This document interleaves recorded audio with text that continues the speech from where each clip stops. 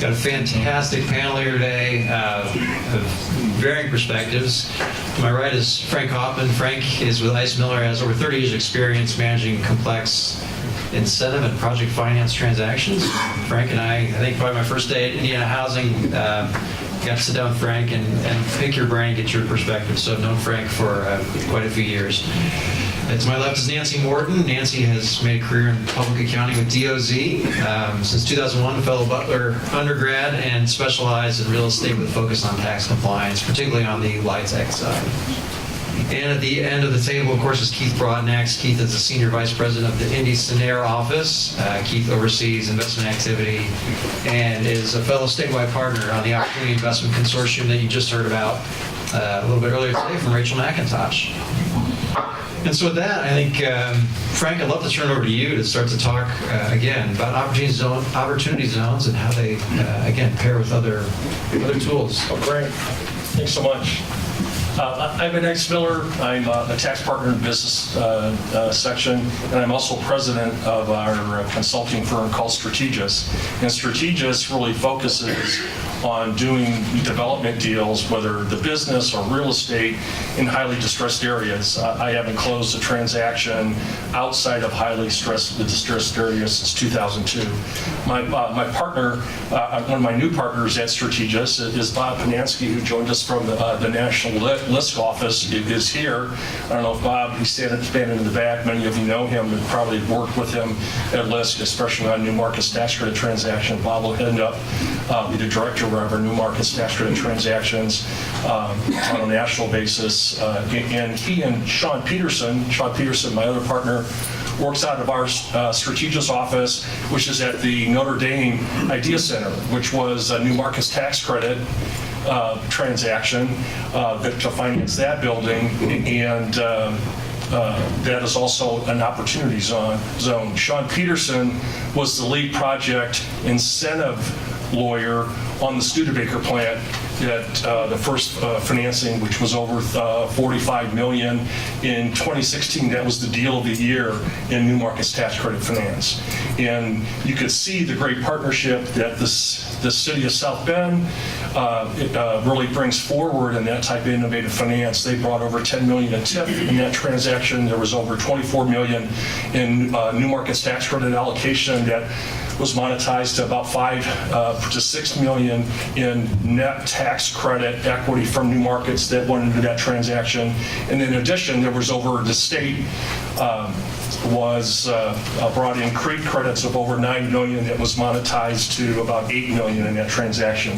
So that transaction is also in an opportunity zone.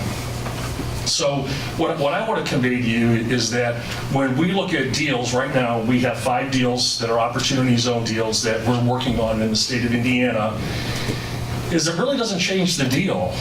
It's just another attribute in the economic toolbox that you're bringing to the table. And I think of things in percentages in the capital stack. Okay, so let me give you on combining in deals in an economic development deal, not a LIHTC deal, but whether it's a business, an operating business, or if it's a mixed-use development, whatever you can visualize, whether it's a for-profit or not-for-profit, there are ways for you to bring various tools together to collaborate with opportunity zones. And when we talk about opportunity zones, I just want to share with you, fortunately or unfortunately, I started my practice law after working at Cooper's Library in '83, so I got to see the 1986 Tax Act get implemented. When I was doing that, I saw real estate prices on pro formas drop by 26%. At the same time, the new program came out in the 86 Tax Act. We didn't close our first deal in Indiana, I think it was 87, 88. The first deal I closed was at 52% of credit. Where is it now? What's real important in that? First deals closed more than a year later, and they were only realizing 52 cents of the dollar of revenue. When the New Markets tax credit program came out, it took 2 years before they started to do their first allocation. First deals weren't closed until 2002, 2003. The law was passed in 2000. There have been opportunity zone deals closed last year, funded last year. You You could never get a crowd like this at a new markets tax credit transaction in seminar in 2002, or to a LIHTC seminar in 1986. So what's really neat about the program, it's so diverse. It really attracts to so many people, and what's easy about it is they're docking into it. So we just got to bring our deals to them. And I'll just give you by example, I'm working on a very large transaction. They brought in an equity player at 32% of credit, or 32% ROI into the transactions. We're now taking that investor out at a 10% or 20% ROI from an opportunity fund. So we've reduced our cost of capital from 32% to 20%. So that's the first example where I'm really seeing the impact of it. But that transaction already exists. It just happened to be in an opportunity zone. And so the benefit is, when I look at opportunity zones, it's maybe on the conventional deal, I'm being very conservative and saying maybe it's going to add 5% to the capital stack. Maybe I can increase my equity by 20% that I'm otherwise get into a deal. Not 30%, maybe 20%. But what's really important, because of the momentum, it attracts a lot of people to your deal that otherwise wouldn't have looked at it. Because what's happening is these funds have investors and they have relationships. And it's pretty unique that our president of the Indiana Economic Development Corporation was an investment advisor and understands the whole concept of family offices, because she can sit up here and talk about how investors are going to make the decisions. So we have funds that are out there raising money. All of a sudden, they're creating a sidecar new opportunity zone fund going to their clients. If you have gain, we could put it into this if we find the right type of investment that we would otherwise invest in.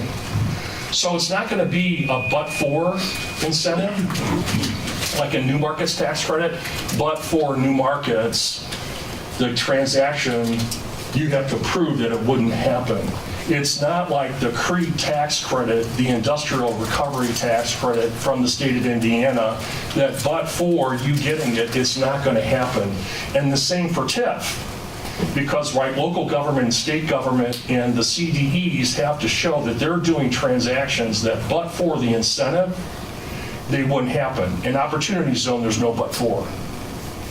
And that's one reason why it's implemented so quickly. So Indiana's kind of an interesting, timing's everything in transactions. So we have a really booming economy. We have a program that the federal government brought out during a booming economy. Okay, the 1986 Tax Act was right before it in 1987 when there's a crash. Okay, 2002 there was the bubble blowout of tech. Well, here we brought out a tax incentive that has really strong impacts that occurs when everybody's got built-in gain in their portfolio, thinking about diversifying. So there's a lot of momentum behind it, and I want you to consider that momentum, because I'm going to walk you through in a LIHTC transaction to show you how complex it is to decide how you even structure a deal, how do you twin a deal, because before you start really doing that, you have to understand the rules. And we can't do that in a 20-minute presentation. If Eric had 2 hours with you, 4 hours with you to explain the rules, you will have to take a lot of breaks during that, but you'd be able to walk out and then apply the program. So let me talk to you about twinning deals. We're going to get into LIHTC, but in an opportunity zone, that's maybe 5% enhancement of the credit, and it's going to get people to look at your deal that otherwise wouldn't have looked at it before. That's the most important point. Get people to look at your deal that otherwise wouldn't look at it before. But your deal has to meet their criteria that they otherwise would have invested in. You're going to be negotiating on that benefit. Maybe it's going to be a 50-50 split. Maybe they're going to get a lower percentage of the back end on the waterfall if everything works out. So you're going to have to negotiate how that's split. But by comparison, so you're talking better look at a deal, maybe 5% enhancement to your equity. But in a new markets tax credit transaction, if you're talking about a $10 million transaction, whether it's mixed use operating company, not-for-profit, for-profit, you're talking about a 20% value in your capital stack. So if you got a building that costs 10 million, you got 2 million in equity, non-dilutive equity coming into your project. The same with industrial recovery credit, and the same with CREED. If you get on 10 million, if you get 2.5 million of industrial recovery credit from the state or CREED credit, there's 7 locations of CREED in the state of Indiana. South Bend is one of them. Their Innovation Park, their Ignition Park is part of their CREED district. So every dollar of capital investment that goes in there, yeah, it qualifies for Opportunity Zone, but it also qualifies for 20% non-dilutive equity attributed to the CREED tax credit. Just as valuable as the New Markets tax credit. And then TIF, on a present value basis, if you're in a city at about a 2% tax rate, you're talking about at least 10% of your capital stack running it through the bond company, the bond bank, either through credit enhancement like we did with the Phoenix Theater downtown Indianapolis. We used the TIF, we issued a bond, we got on the Phoenix Theater, which is a not-for-profit, we got a 3.25% interest rate for 25 years by not spending a dime of TIF, merely using it as credit enhancement. So when you value those things, Opportunity Zone is only 5% of the deal, but it is something that can build momentum on your deal. And so you just have to learn the tool, learn how to apply it. In LIHTC transactions, as you probably know, there's 2 types. There's 9% deals and 4% deals. The one that I've really kind of studied is the 4% deals. And in the 4% deals, I've seen rates of return jump from about 5.34% to a little over 10%. And in that model that was prepared by Novogradac, they showed the valuation of the gain that was going to be recognized in year 7 was substantially lower than the amount of gain that was originally invested, because the amount of gain recognized, remember when I asked the question of the lesser of fair market value or the amount of gain, they had a transaction where they were able to maintain their basis in the transaction, but only came up with about a 30% value of that gain deferred. So they were able to eliminate 70% of the tax on the deferred gain at the beginning of the transaction. So you're going to see maybe it goes up from 5% to 7%, goes up from 7% to 10%. But the point is, merely by structuring your LIHTC deal as an Opportunity Zone transaction, you're enhancing the yield to the investor. And when you're looking at a 4% bond deal, you maybe have, depending on where construction costs are, you maybe have a 5 to 10% gap that you got to fill with soft money, home money, whatever it may be. Well, Opportunity Zone could fill that gap. Opportunity Zone can increase the amount of capital if you structure it the right way, if we can give a tax opinion. So I'm going to walk you through and kind of show you the analysis that I would have to do a tax opinion. And the first is, when you got an Opportunity Zone, we think about where you're going to invest, what do you have to invest, and then what are you first going to invest in. And every transaction's got to be in an Opportunity Zone, it's got to be capital gain, and you have to invest in a qualified Opportunity Zone fund. Then you have a choice, and that choice is a real important choice, because if you're going to invest in property directly, that's called the direct method.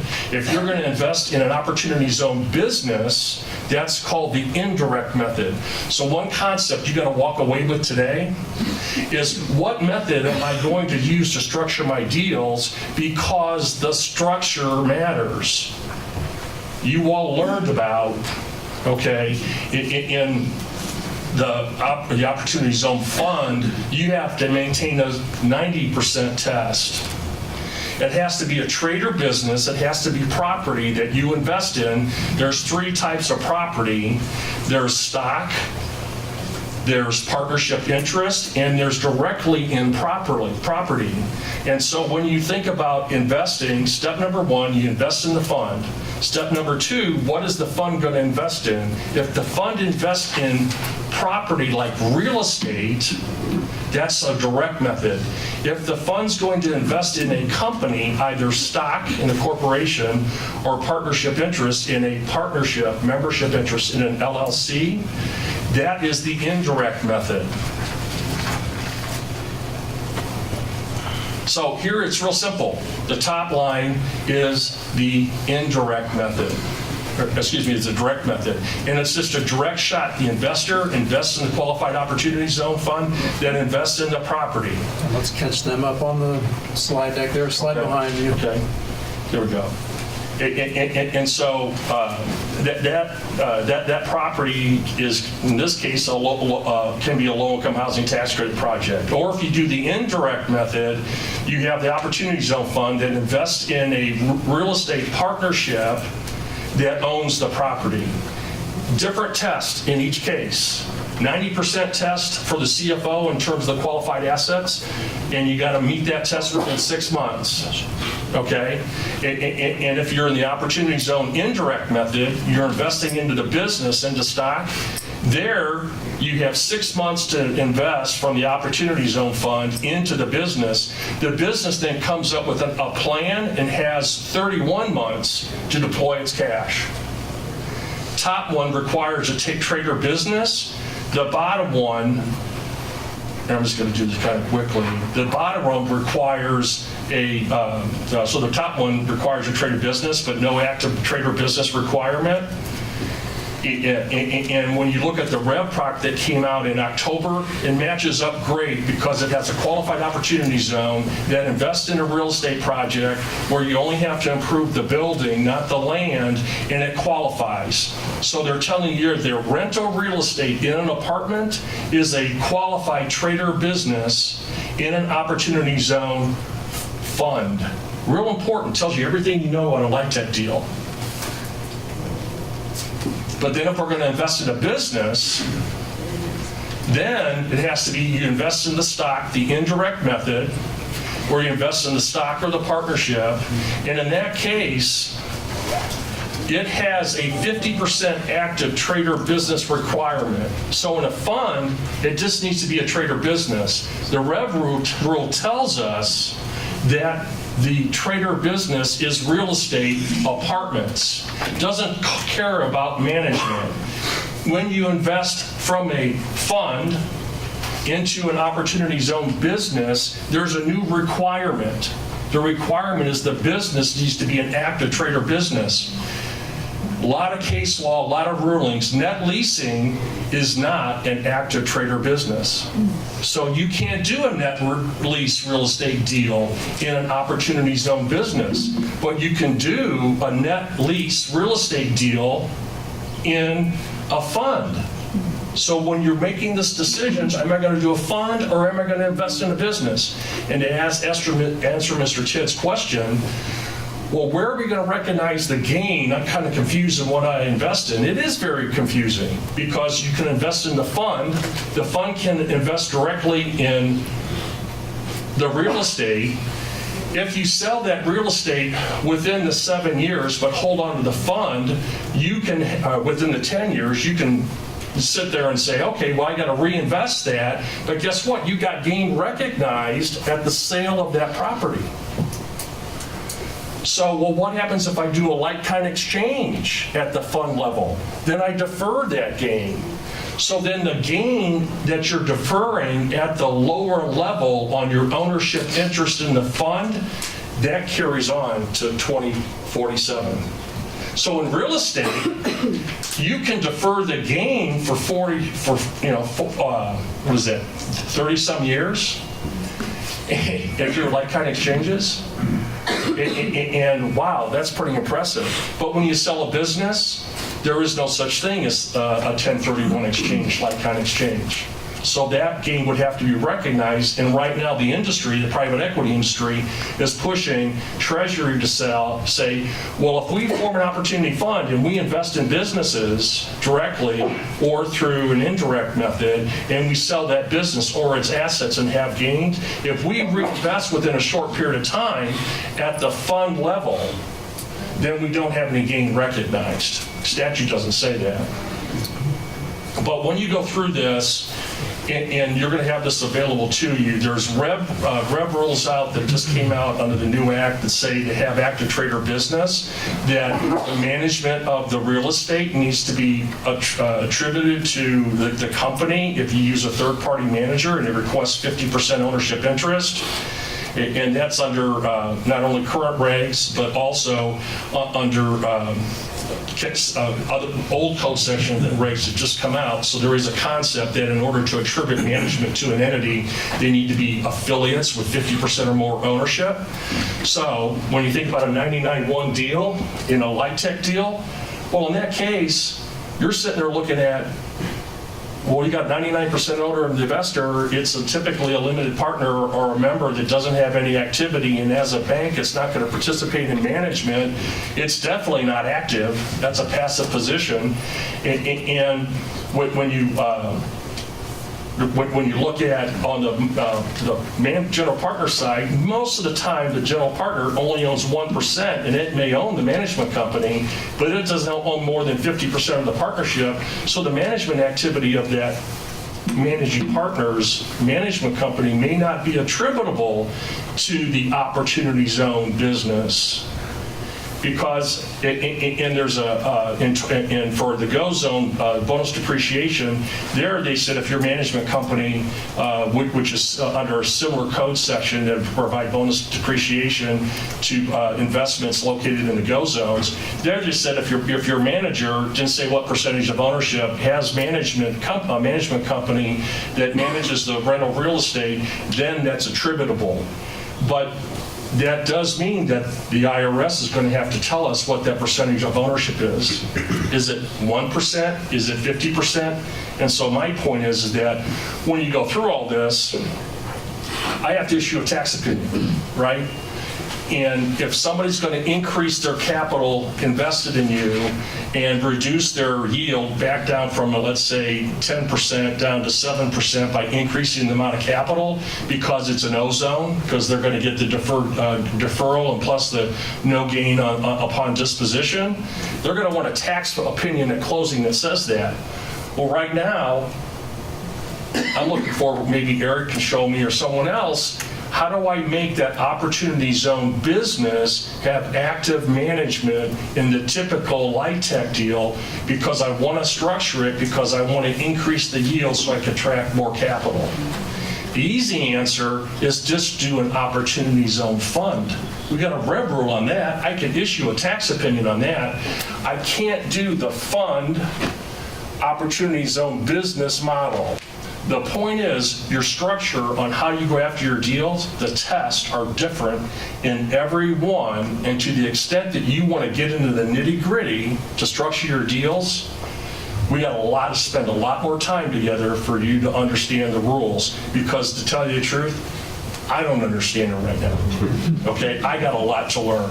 And for example, in the regs that they just put out in October, on the active trader business section of the regs, they put it in the table of contents, but they put the words reserved behind it.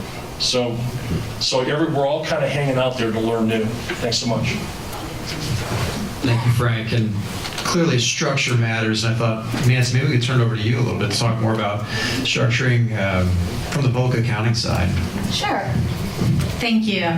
So one of the things, I think the first thing I wanted to mention is that, and they've said it a couple of times, and I don't think we can emphasize this enough, is that opportunity zones makes a good deal better, but it's not going to make a bad deal good.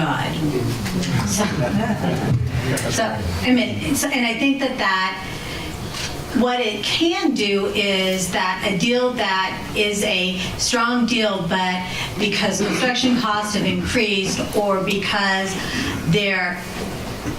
there's some environmental issues that have to take care of, and that you need an additional amount of capital stack in it, that the opportunity zone would give you an opportunity to have additional funding versus getting home funds or other opportunities.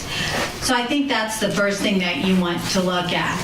I also think that it's important to realize that you can combine the opportunity zones and LIHTC. And in fact, as you're beginning to see, there are a lot of the states that are beginning to add points to the QAPs to encourage opportunity, investing in opportunity zones. So the states are very favorable of this. And so then the biggest question you have in talking to the syndicators is the fact that, so when you're dealing with a LIHTC, just a pure LIHTC, who are your main investors? Well, your main investors are either banks or insurance companies. So when you're looking at the banks will tell you as a general rule of thumb, we don't have any capital gain, so the opportunity zone doesn't work for us. Well, that's not necessarily as true as they think about, because for all of you who are developers that have this huge portfolio, all you need to do is go back through your portfolio, look at the investors that are investing time after time again, and look at their tax capital counts. If their tax capital counts at year 11 or getting close to year 15 are negative, then by default that is deemed to be a 1231 gain. And under the first round of regs that came out, they specifically said that 1231 gains are deemed to be capital gains. So all of a sudden, these investors that weren't sure that they were going to have capital gains, there's a huge source of capital gains. They're going to invest and continue to invest in LIHTC deals because of CRA needs anyway. So now they have all this ability, they have capital gains. Now, will they have ongoing capital gains? Probably, but that's one of the ways that you can look at it. Another thing to take into consideration is that it's not an all or nothing. So let's say, for example, you have a project and you need your LP equity contribution to be $10 million. And your investor, who's a bank, says, I don't have $10 million of capital gains, so therefore I can't use opportunity zone. That's not true. You can have a mixed fund, whereas $5 million of the equity comes in as capital gains and $5 million of the equity comes in as just pure cash, and that works out fine. What does that mean at the end? That means that you have, so for example, you put in $10 million, it's a 4% bond transaction, so at the end of the 15 years, you have $5 million negative capital count, of which $2.5 million is attributable to the capital gains portion, and $2.5 million is attributed to the pure cash portion, which means that $2.5 million capital gain attributable to the capital gains is not taxable. It's 100% tax avoidance now. And so that's a huge benefit. So again, one of the benefits of this opportunity zone is that it's not an all or nothing scenario, that it's so very flexible. One of the other things that you can have a mixed fund. That's beneficial. LIHTC is only for multifamily rental real estate, for tenant, for getting the whole income averaging, which is a whole new issue, that is either 20/50 or 40/60. New markets tax credit has to be operating business. You can't use multifamily housing for that, for the most part. Opportunity funds, you can use it for anything.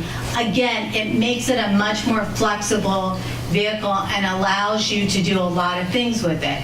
So one of the examples we ran for one of our potential clients was that we ran a model. It was in a different state, workforce housing under the 60%, and we ran the model as if you would use opportunity fund, the ability, and not using it. The IRR was 7.81%.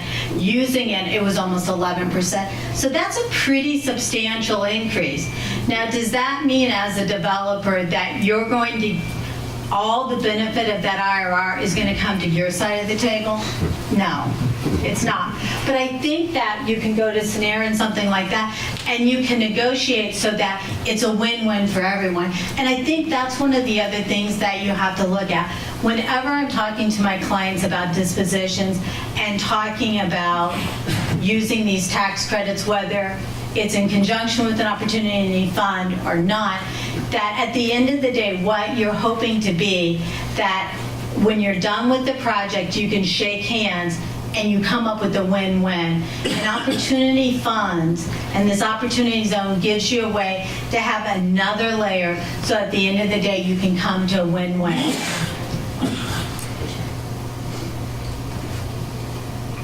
Another thing to take into consideration from the developer perspective, that even if you have a project, if it's in an opportunity fund, and you have a limited partner that says, I don't have any capital gains, I'm still going to invest, you as the general partner wants to set up your own opportunity fund and put in your small amount of capital gains into it as a vehicle, so whatever appreciation you get at the end of the 15 years, you can get that positive benefit tax deferral. Now, there could be some additional anti-abuse regulations that come out that say that if you put in $100 and at the end of 15 years you get $7 million, is the IRS really going to allow that whole $7 million to have total tax avoidance on it? Probably not. But that's not to say if that's $7 million that the IRS wouldn't come back and say that $4 million is capital gains and $3 million is carried interest or ordinary income. But if you haven't set that up initially, then all $7 million is going to be taxable. It doesn't hurt you at all to set that up, and the legal costs associated with it are insignificant. Unfortunately.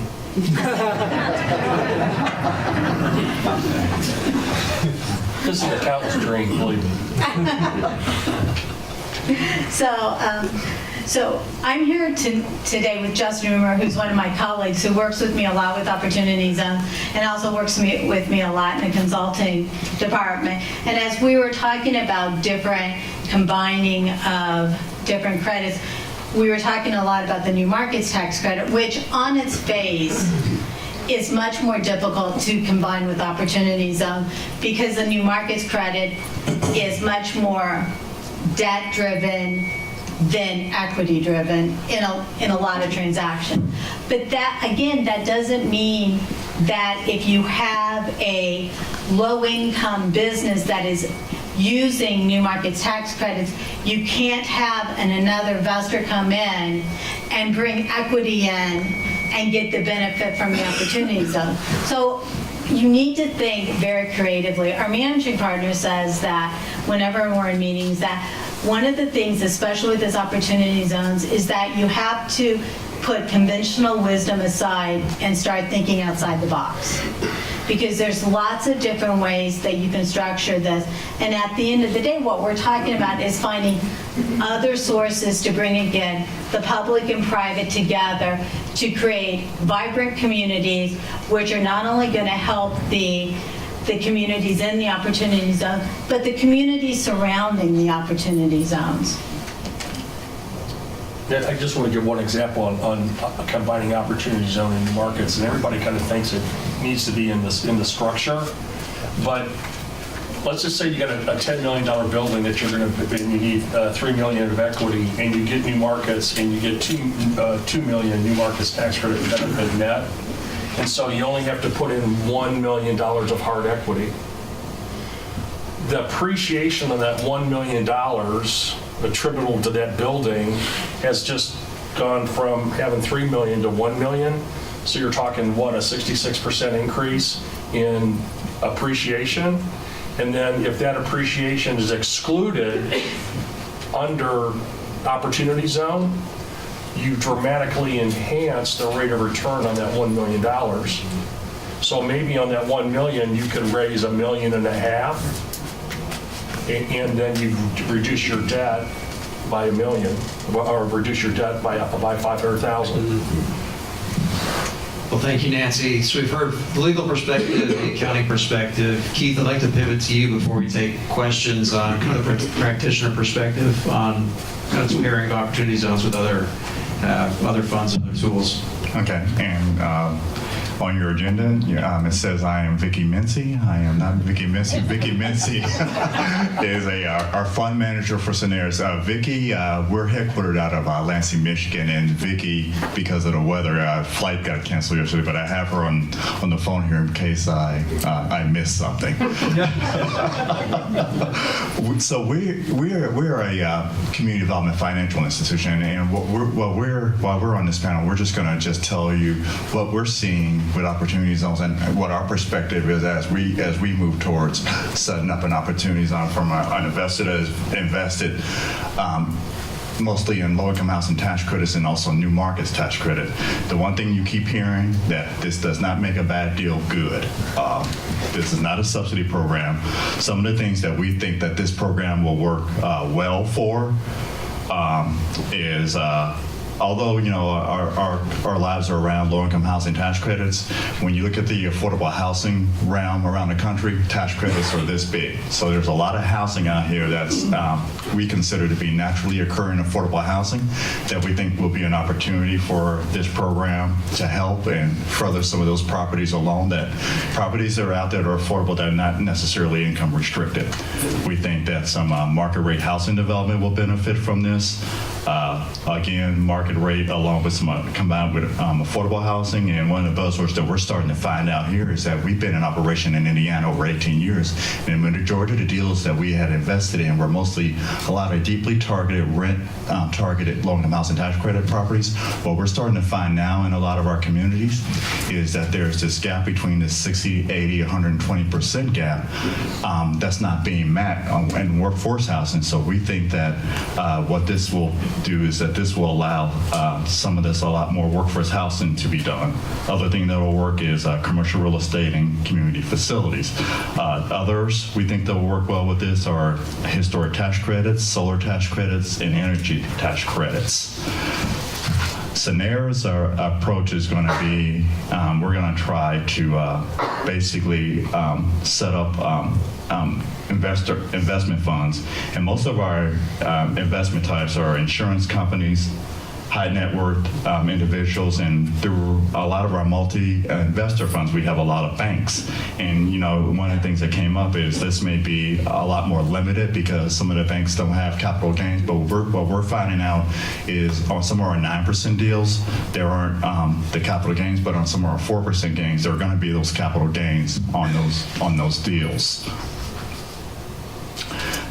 One of the things that Nancy had mentioned is when you look at low-income housing tax credits and how those are structured, a lot of times what gets structured is you have your front end and how your equity and everything comes on, but there's also this back end at disposition that gets negotiated. And from us being an investor and working with developers, one of the things that developers are always trying to negotiate with us on the back end is that when we exit, they want to make sure there's as little value in that property as possible.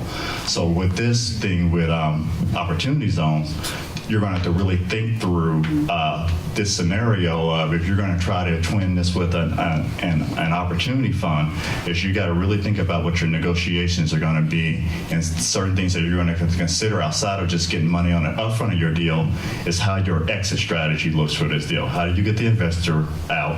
Are there any put options or any other kind of liquidation proceeds that investor may need? And also thinking about just, you get the benefit out of that being in that fund for the 10 years.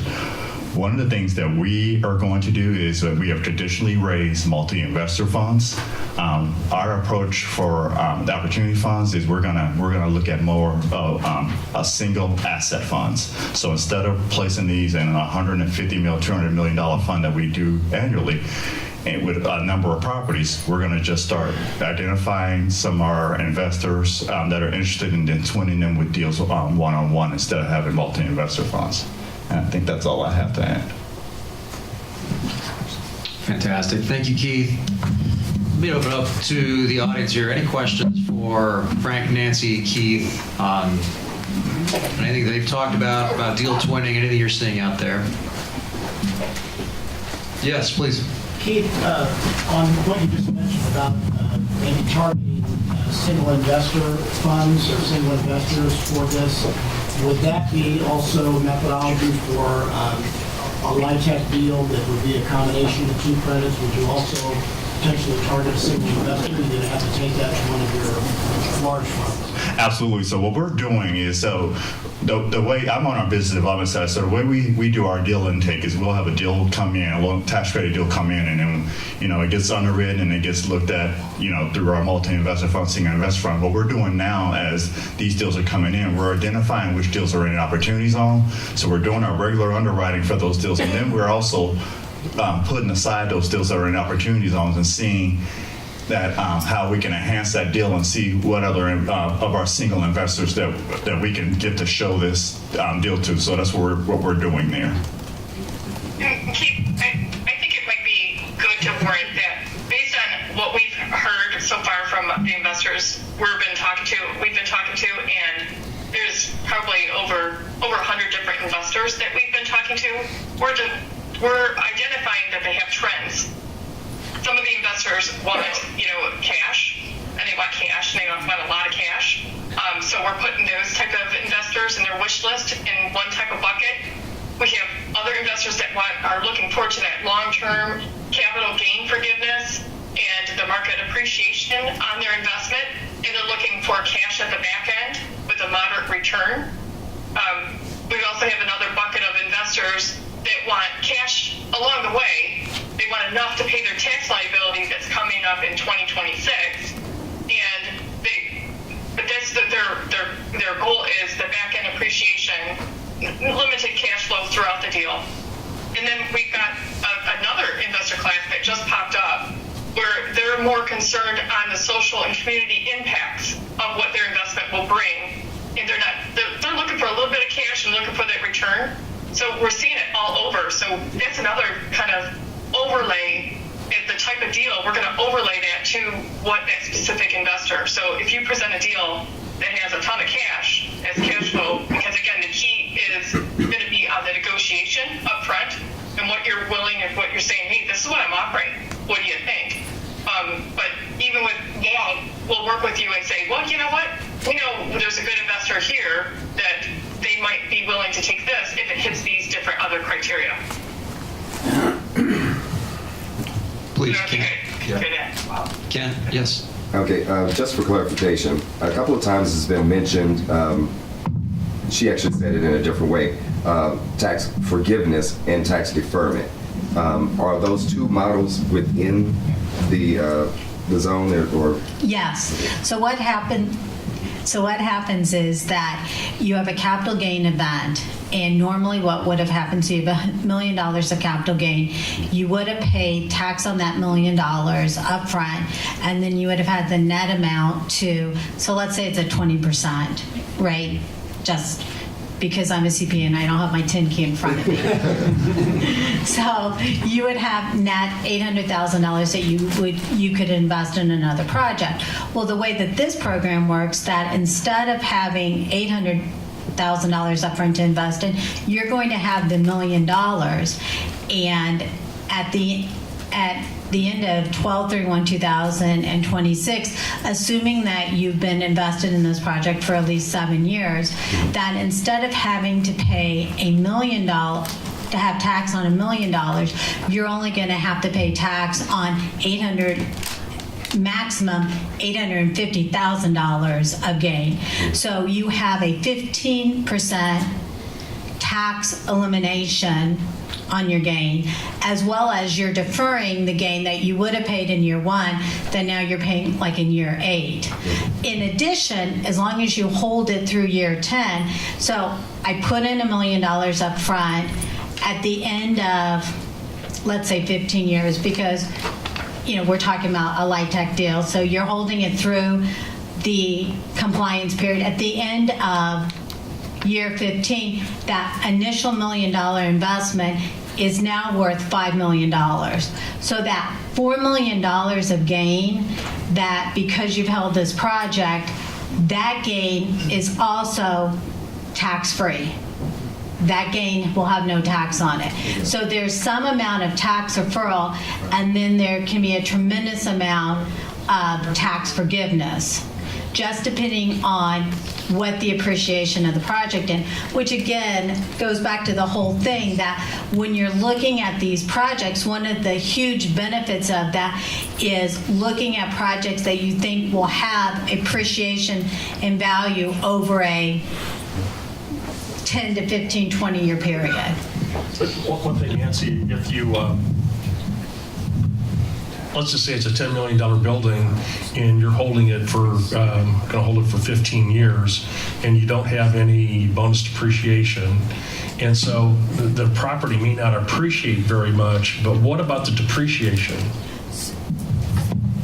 So again, the depreciation would be part of your capital gains, and that gain on the depreciation would also be eliminated.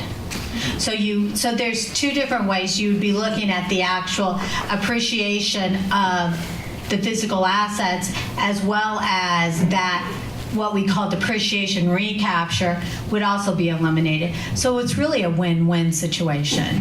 Thank you. I believe our panelists will be here to answer questions afterwards. Would you quickly give them a round of applause, please?